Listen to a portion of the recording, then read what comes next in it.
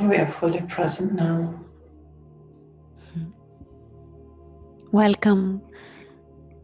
With whom do we have the pleasure to connect with today? I'm a delegate from the Arcturian Council, the Council of Light, and the Cosmic Council. Welcome to our sacred space. We are honored to have you. I'm very pleased to be here. I'm grateful and full of appreciation for the opportunity to connect to you both.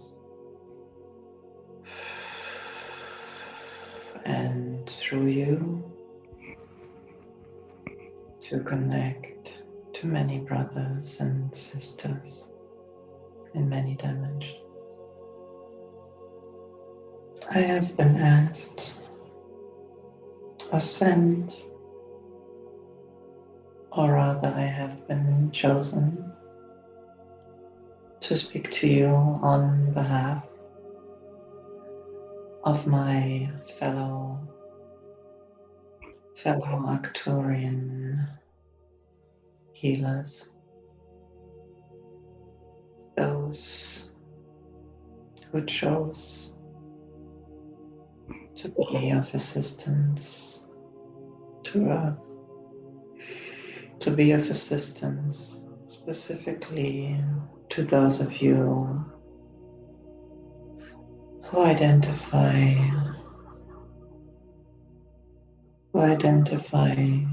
and relate to the term starseed or volunteer, light worker, healer, cosmic support, to those of you who carry in their heart the longing to lift the earth, to lift humanity rather. For many years we have been working side by side from one dimension to another with you, all of you who feel the call to assist fellow humans, really to assist fellow beings in their different levels of existence, in the different dimensions of existence. For our focus and our chosen task is to do that, to support development, to help the unfolding, to support growth, and to lift those who want to rise, to give them just enough support so that they can make the next step. You have been visiting the Indigo delegations in the past, and we also have been part of the preparatory team for many of the delegates of the Indigo delegation, but also for many others.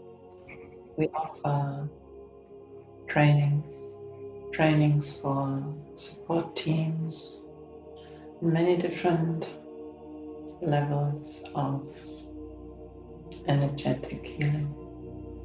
We would like to introduce more of the Arcturian offerings in a tangible and understandable way for interested, incarnated humans,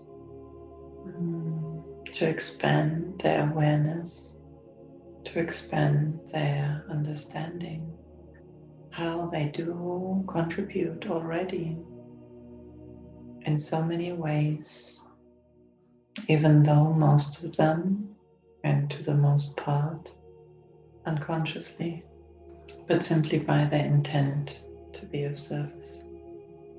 We want them to become more lucid and more aware of the technologies involved in the different task forces of action. Could you explain, elaborate on the technologies that you mentioned? Yes. One of those technologies we were already passing on to the two of you in our sharing about the activation of the devices in Berlin. This is one very crucial technology, and it is also one of those that involves the contribution of the largest variety of people and dimensions, for it is an extremely complex task. The formation of an energetic mechanism that when time is ready, when the energies are ready, is activated and helps to lift and shift a dimension fragment away from Earth into one of our ships, which is designed to hold large dimension fragments, like in a parallel, almost what maybe for human mind you would call it a parallel world, yet it's only a fragment of the world that it used to be part of. We would like to tap into the different levels of this project for people to realize their contribution, what we mean by device. For the word does not accurately describe the complexity and the energetic sophistication that is required to create something like this, to co-create something like this. We have a visitor that would like to take the word. He's known in your world as Lord Arcturus. Okay. Thank you so much for sharing so far. Thank you. Hello, dear sisters. It's an honor to be here today. It's an honor to connect with you.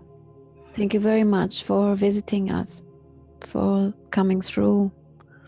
I thank you for this opportunity, and I'm here to speak to you, to help you complete what you call the Indigo Delegation Project, which was initiated by, the transmission was initiated by Dolores Cannon and Ashtar, and I'm more than happy to share my part of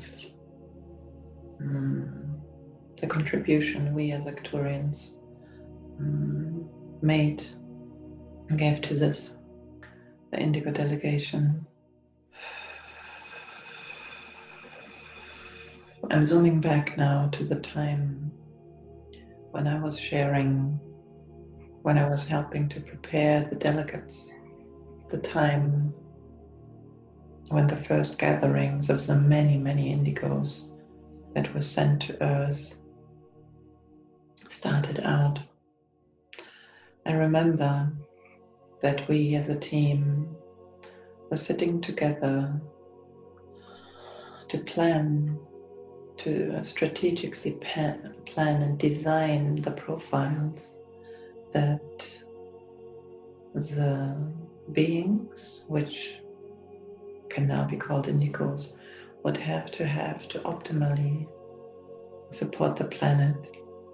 In order to do this, it was necessary to have a sense of how the energetic dynamics on Earth would unfold during the time of ascension, during the times that you are in now.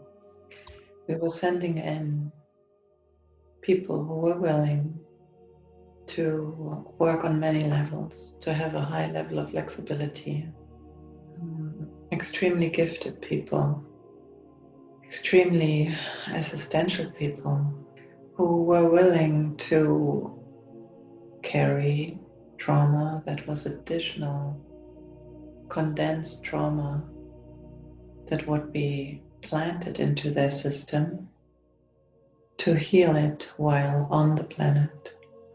Usually it was these were traumas that would also be ingrained into the family lines, into the bloodlines, if you will, that they chose to incarnate into. So when these people would heal themselves, free themselves from the trauma, transmute the trauma, they would not just heal it for their ancestors, but to a much, much, much higher degree, trigger the healing on the planet. That was one aspect that is not fully understood yet on the planet. And we can elaborate this a little bit more in the future. Today I would like to give you a summary of the multitude of tasks that the indigos signed up for, knowing that every developmental step of themselves would help to lift and shift not just their own existence, but that of everyone around them. Really, basically like a seed that was buried deep, deep, deep, deep, deep down and had to struggle through the soil, through the rocks at times, through concrete at times, to crack open the surface and start to grow on the surface, to be seen and grow more and more, start sprouting more, developing flowers, developing fruit. So in the very beginning, many of the indigos could not express many of their multitude of gifts, but they were strongly motivated. Being existential, they knew they had to change it. They knew they had a lot to offer. So most, if not all of them, really started to work on their self-development. They helped themselves and helped others, since they are natural healers by profile. Having chosen this task, they knew that a lot of their work would be in the multidimensionality, not on the earth plane, but in dimensions more subtle than your normal plane of existence.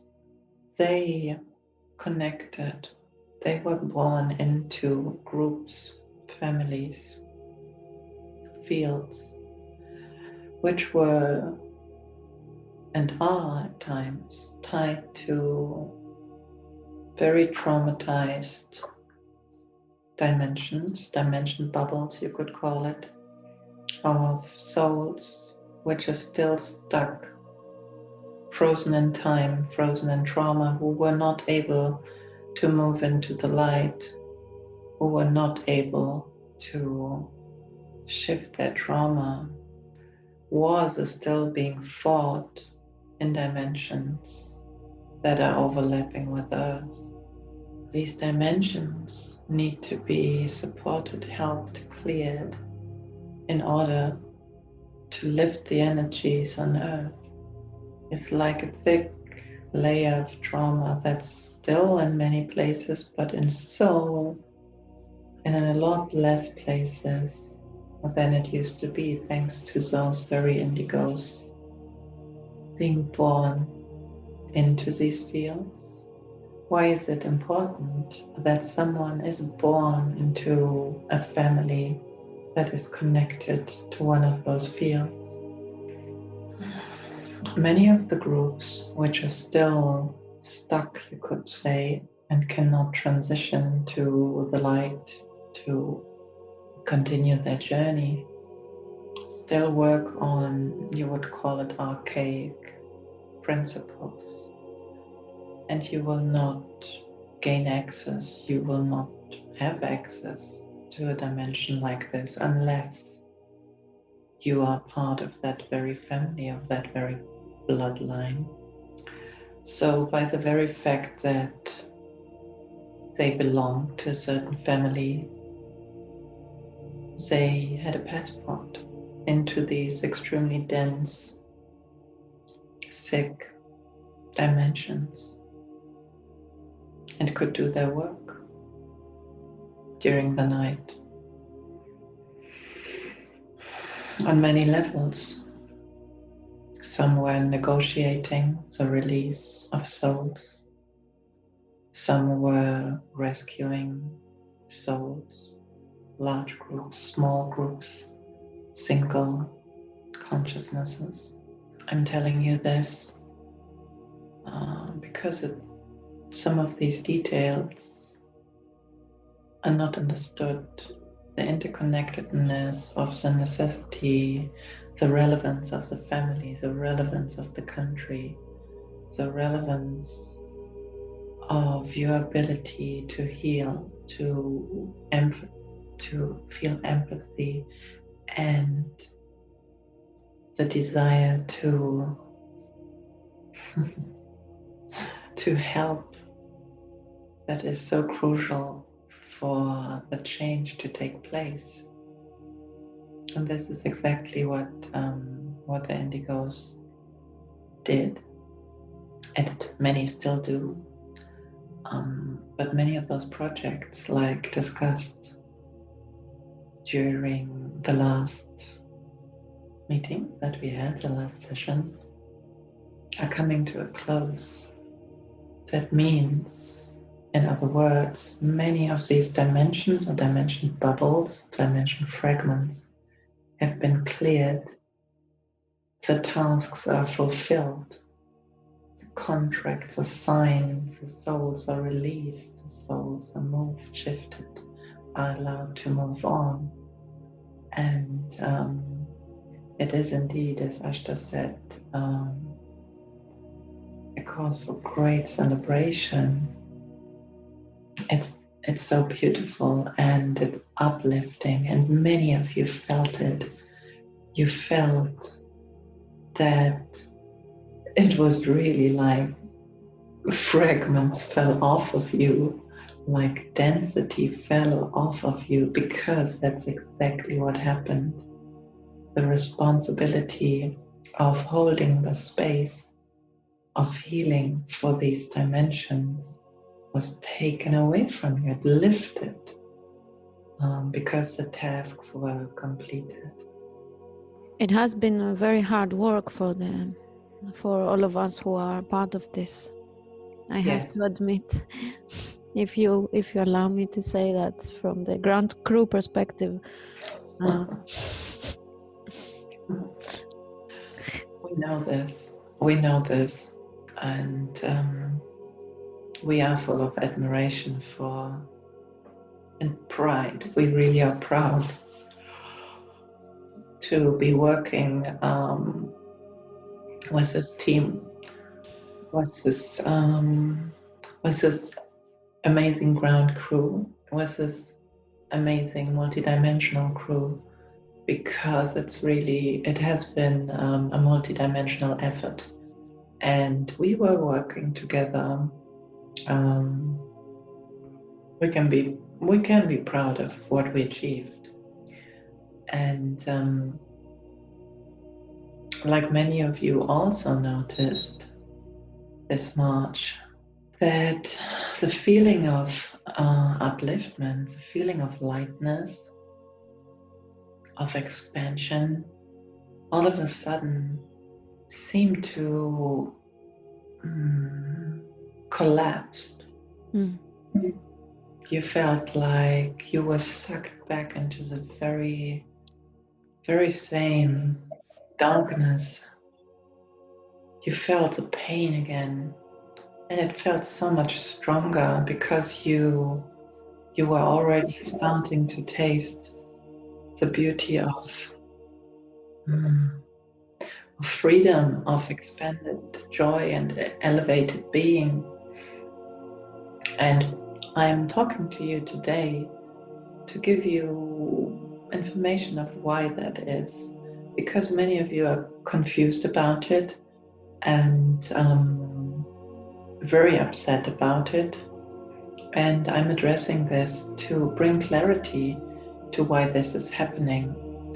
What you're perceiving now is the shifting of the pieces of the puzzle, or if you want to look at it like, the Earth and the different continents and how they shifted and moved depending on how Gaia was moving and the processes she went through. Plate tectonics, some would call it. And these very plate tectonics are also working in other dimensions, in the non-visible dimensions, if you wish. That means the transfer of dimension fragments, the clearing of extra-physical dimensions, of souls, of wounded souls, and so on, what I just explained before, caused the balance to change. It is as if you are taking away some of the stones of a building, or since we are on a sphere, we were taking away some parts. That means there was room for movement. There was a space for shifting. And of course, this causes turbulences, enormous turbulences. And these are perceived by everyone on the planet, because imagine every single person on the planet is connected to multidimensionality, other dimensions of different density, of different vibration. And if something shifts in these dimensions, you feel it. That's the very reason why we started to clear these denser dimensions, because people on Earth will feel it. It will be so much easier to feel better, to raise the frequency, to raise the vibration, if not that layer of trauma and sadness is layered on the Earth. So what you're perceiving now is the panic of some of your fellow beings not understanding what is happening.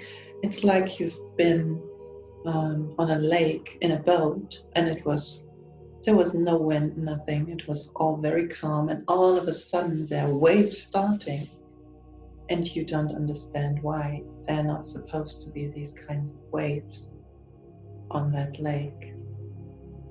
So I'm giving you this message for you to understand that this is a natural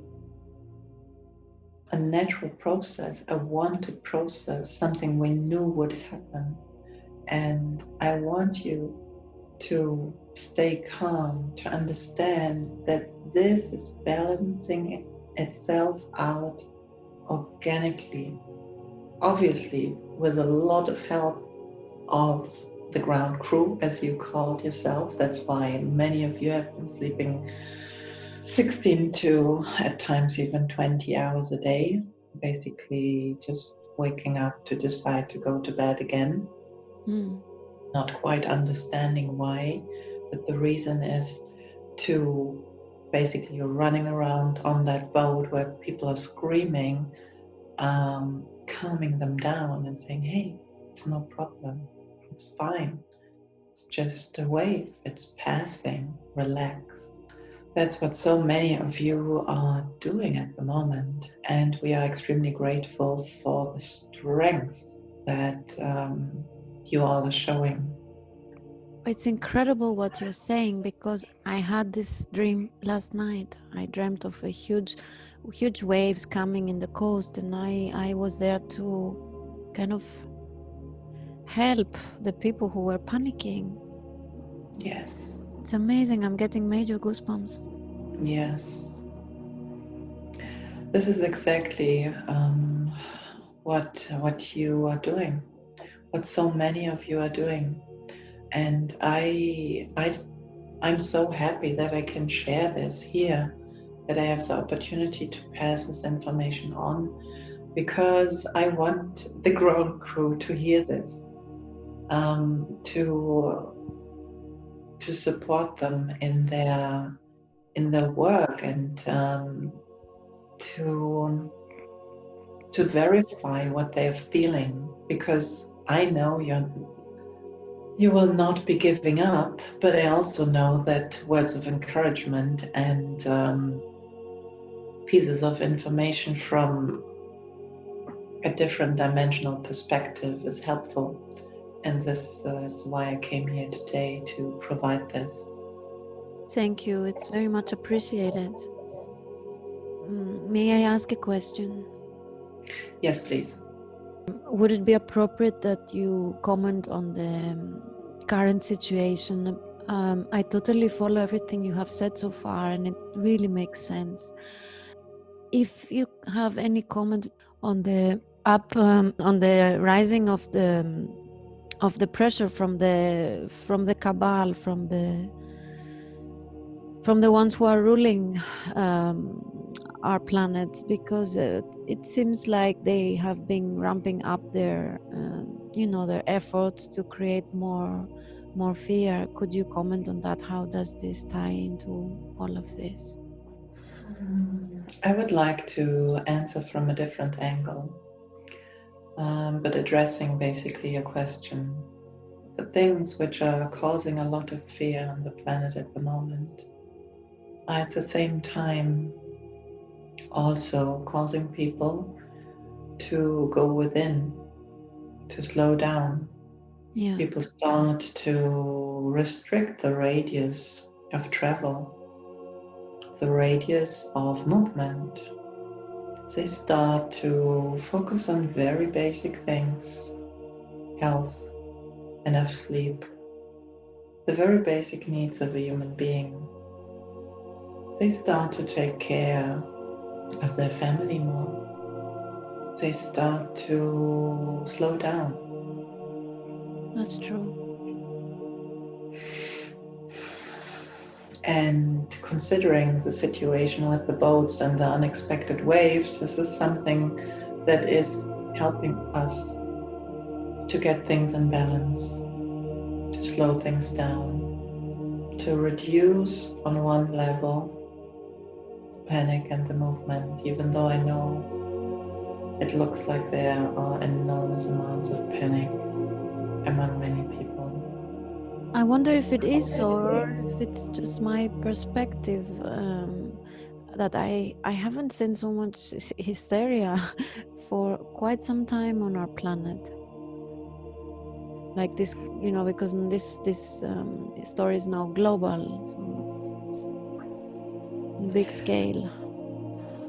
On one level it is.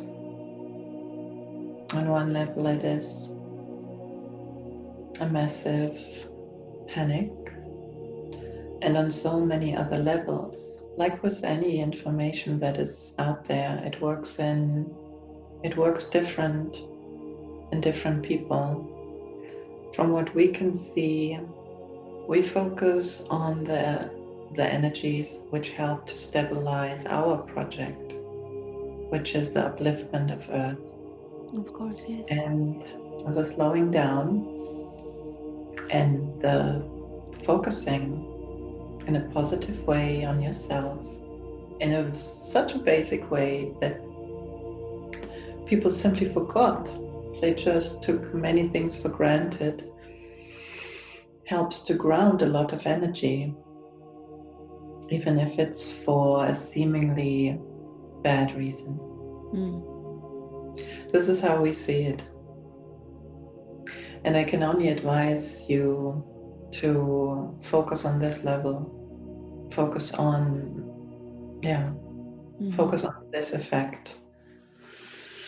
For you need that grounding. You need this stability and this perspective on things in order to help those who cannot take this perspective yet.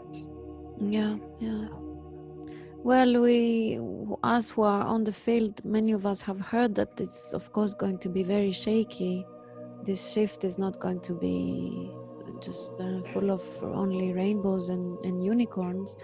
But I guess until the moment comes that you are really faced with the turbulence, you just don't know what that means, and so now we are in the midst of it. So yeah, it's a bit challenging, but I guess from what you say, it's all part of the plan. Yes, it is. It's absolutely expected. It is a best case scenario that we were able to transmute a lot of dense energy to transmigrate many consciousnesses, many stuck souls, facilitated a lot of transitions. We as a massive interdimensional team, and we knew that this would cause these turbulences that you are now perceiving. And we knew that if we were able to shift what we have shifted, we knew that our ground crew, you, would have developed the strength to also balance the turbulences.